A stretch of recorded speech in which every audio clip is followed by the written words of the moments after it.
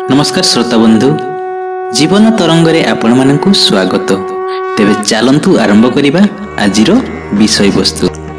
विवाह रे पुओ झियोंको बयस काहेकि देखा जाए अंतर।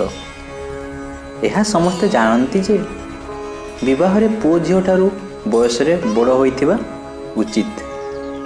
परंपरा को नहीं समस्ते चली आसीछंती, किंतु वास्तव रे एबोली काहेकि होइथाय ताहार कारण आपण जानी नथिबे। कुहा जाय जे पुओंको अपेक्षा झियो माने अधिक मैच्योर होइथांती।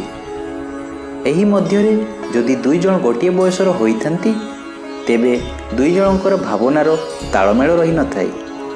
केही काहाकू ठीक भावे बुझी पारंती नाही। एहा द्वारा झगड़ा सृष्टि हेबार संभावना अधिक रही थाए। समय सहित महिलांकर हेउथिबा हार्मोन परिवर्तन रे सेमाने पुरुषों अपेक्षा अधिक वयस्क अनुभव होइथांती।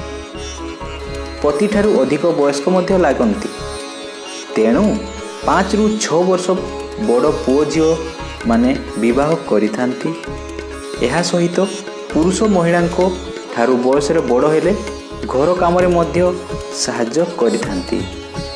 आज जानिले विवाह रे पुओ झियोंको बयस रे काहेकि देखा जाए अंतर।